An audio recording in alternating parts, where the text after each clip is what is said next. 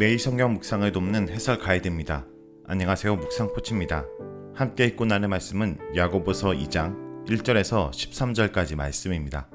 먼저 1절에서 4절 읽겠습니다. 내 형제들아, 영광의 주 곧 우리 주 예수 그리스도에 대한 믿음을 너희가 가졌으니 사람을 차별하여 대하지 말라. 만일 너희 해당에 금가락지를 끼고 아름다운 옷을 입은 사람이 들어오고 또 남녀한 옷을 입은 가난한 사람이 들어올 때 너희가 아름다운 옷을 입은 자를 눈여겨보고 말하되 여기 좋은 자리에 앉으소서 하고 또 가난한 자에게 말하되 너는 거기 서 있든지 내 발등상 아래 앉으라 하면 너희끼리 서로 차별하며 악한 생각으로 판단하는 자가 되는 것이 아니냐. 예수 그리스도에 대한 믿음은 합당한 행동을 동반해야 합니다. 야고보는 그리스도에 대한 믿음을 가졌으니 사람을 차별하지 말라라고 권고합니다. 사람을 차별해야 대한다는 것은 외적 모습으로 사람을 판단하고 대하는 것입니다. 성도의 믿음 대상인 예수 그리스도는 영광의 주님이십니다. 영광의 주라는 표현은 구약에서 하나님께 일반적으로 붙여지던 것인데 하나님은 사람을 차별해야 대하지 않으십니다. 예수님은 신약에서 하나님과 동일하게 영광의 주로 불리고 있으며 그를 우리 주로 섬기는 자들은 하나님처럼 사람을 차별해야 대하지 말아야 합니다. 2절부터 4절에 야고보는 차별의 구체적 상황을 예로 듭니다. 해당에 들어오는 두 사람을 제시합니다. 한 사람은 금가락지를 끼고 아름다운 옷을 입은 사람이고 또 한 사람은 남녀한 옷을 입은 가난한 사람입니다. 금가락지는 로마 제국 상류 계층의 상징입니다. 아름다운 옷이란 천상의 옷처럼 찬란히 빛나는 옷입니다. 부와 권력이 외적 모습에 드러납니다. 남녀한 옷은 더러운 옷이며 냄새나는 옷입니다. 이 두 사람의 해당에 들어올 때 대하는 태도를 야고보는 대조하고 있습니다.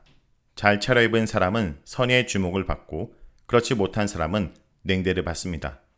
아름다운 옷을 입은 사람은 좋은 자리로 안내되고 남녀한 옷을 입은 사람은 서 있든지 발밑 또는 발판 옆 바닥에 앉으라고 말을 듣습니다.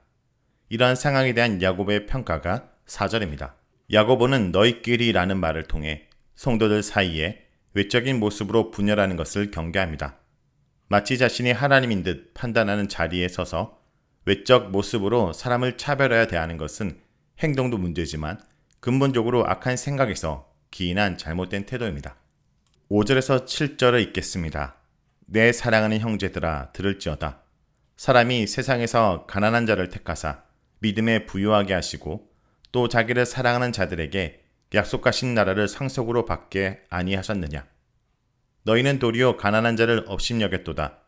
부자는 너희를 억압하며 법정으로 끌고 가지 아니하느냐. 그들은 너희에게 대하여 일컫는 바 그 아름다운 이름을 비방하지 아니하느냐. 5절은 하나님의 관점과 세상의 관점을 말합니다. 세상의 관점은 가난한 자와 부한 자를 외적 모습으로 판단해서 차별하더라도 성도는 그렇게 하지 말아야 함을 야고보는 하나님의 구원 사역을 통해 설명합니다. 하나님은 세상에서 가난한 자들을 택하셨습니다. 이것은 하나님이 외적 차별 없이 선택하심을 보여주는 증거입니다. 가난한 자라라고 하나님의 구원의 은혜에서 제외되지 않습니다. 도리어 하나님은 가난한 자를 택하셔서 믿음에 부유하게 하십니다. 역전의 상황을 말하고 있습니다. 외적으로는 가난할지라도 영적으로 믿음에 부유한 자들이 있을 수 있습니다. 진정으로 하나님 앞에 가치 있는 것은 재물이 아니라 하나님의 선택을 받았다는 사실과 하나님 앞에 가지고 있는 믿음의 부유함입니다. 하지만 야고보는 일방적으로 가난을 칭송하거나 부를 제약시하지 않습니다. 야고보가 언급하고 있는 가난한 자는 믿음에 부유하며 하나님을 사랑하는 자입니다. 그들은 종말의 하나님의 나라를 상속할 가난한 자들입니다. 이 본문은 세상에서 비록 가난할지라도 하나님을 사랑하는 자는 하나님 앞에서 존귀한 믿음의 부자이며 하나님 나라를 소유한 성도임을 깨닫게 합니다. 6절은 가난한 자를 업신여기지 말라라고 말합니다. 하나님의 관점에서 볼 때 성도들의 모임에 들어오는 가난한 자들은 업신여김, 즉 모욕의 대상이 될 수 있습니다. 하나님이 택하신 존귀한 믿음의 사람, 하나님 나라의 공동 상속자들이기 때문입니다. 야고보는 가난한 자들을 업신여기는 어리석음을 지적합니다. 하나님이 기이 여기는 자들을 모욕하는 것은 하나님을 모욕하는 것입니다. 잠언 17장 5절은 가난한 자를 조롱하는 자는 그를 지으신 분을 조롱하는 것이라고 했습니다. 성도의 모임에 들어오는 가난한 자는 물론이거니와 믿지 않는 가난한 자들도 성도는 모욕하거나 조롱하지 말아야 합니다. 그들은 하나님이 지으신 존재이기 때문입니다. 야고보는 성도의 모임에 들어오는 가난한 자를 업신여기는 것의 부당함을 하나님이 그들을 대하신 태도를 통해 지적한 후에 가난한 자와 대조되는 세상의 부자의 행동과 삶을 보여줍니다. 외적인 모습으로 사람을 차별하는 것이 과연 정당한가를 새로운 관점에서 생각하게 합니다. 야고보는 질문의 형식으로 이 문제를 다룹니다. 부자는 너희를 억압하며 복정으로 끌고 가지 않는가? 아름다운 이름을 비방하지 않는가? 부자는 가난한 자를 억압 또는 착취하며 법정으로 끌고 갑니다. 그들은 그리스도의 이름을 비방하기도 합니다. 여기서 언급되는 부자들은 성도가 아닌 세상의 부자들입니다. 부는 교만을 낳고 하나님을 대적하기도 합니다. 그러므로 가난과 부를 기준으로 사람을 홀대하거나 차별하는 것은 성도에게 합당하지 않는 행동입니다. 다음은 8절에서 13절 읽겠습니다.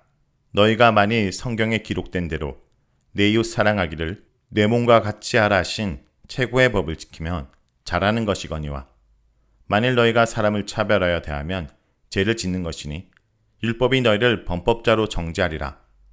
누구든지 온 율법을 지키다가 그 하나를 범하면 모두 범한 자가 되나니 간음하지 말라 하시니가 또한 살인하지 말라 하셨은즉 내가 비록 간음하지 아니하여도 살인하면 율법을 범한 자가 되느니라.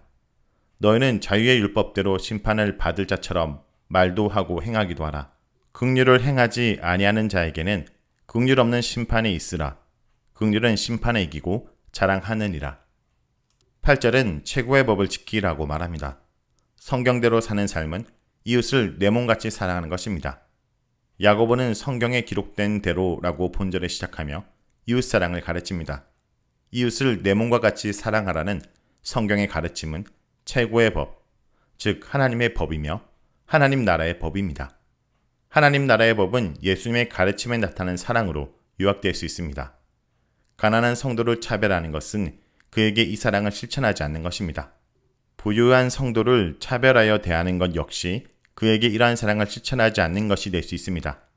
공동체의 차별 없는 행동은 부자들이 자신을 낮추고 겸손히 섬기는 삶을 실천하는데 도움을 줄 수 있으며 가난한 자를 하나님 나라의 공동 상속자로 알고 존중하는 생활을 실천할 수 있게 합니다.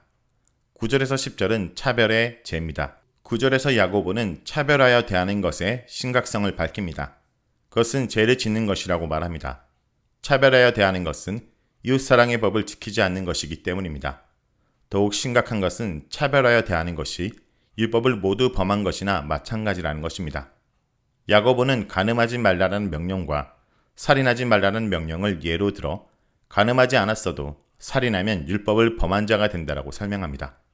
차별하여 대하는 죄를 언급하면서 간음하지 말라는 것과 살인하지 말라는 것을 언급하는 것은 차별의 죄 역시 그에 못지않은 심각한 죄임을 암시합니다. 간음하지 말라, 살인하지 말라는 명령을 중대하게 여기듯 차별하지 말라는 말씀 역시 중대하게 여겨야 합니다. 이웃사랑에 저촉되는 행동은 율법 전체를 범하는 것이 됨을 야고보는 보여줍니다. 12절에서 13절은 긍휼을 행하라 라고 말합니다. 성도의 모든 행동은 장차 올 심판을 염두에 둔 것이어야 합니다. 율법대로 심판을 받을 자처럼 말하고 행동해야 합니다. 심판을 생각하며 긍휼을 행해야 합니다. 야고보는 외모로 차별하지 말고 가난한 자에게 긍휼을 행할 것을 가르칩니다. 긍휼은 위대한 힘을 갖고 있습니다. 자, 여기까지가 야고보서 2장 1절에서 13절까지 말씀입니다. 오늘 말씀을 통해 우리는 무엇을 묵상하고 적용해야 할까요? 사람을 외모로 차별하여 판단해서는 안 됩니다. 예수님도 그 배경이나 외모로는 흠모할 분이 아니었지만 영광의 주님이셨습니다. 그러므로 외모로 판단하는 것은 믿음의 본질에서 벗어나는 것입니다. 우리 공동체에는 남녀 차별, 빈부의 차별, 신분과 학력의 차별 등이 없습니까? 누구든지 와서 깊이 배려받고 있는지 주의 깊게 살펴보기 바랍니다. 무엇보다 우리가 속한 공동체가 차별당하는 곳이 아니라 존귀함을 받는 사랑의 공동체가 되도록 섬기기 힘쓰는 주의 백성들이 되길 간절히 기도드립니다.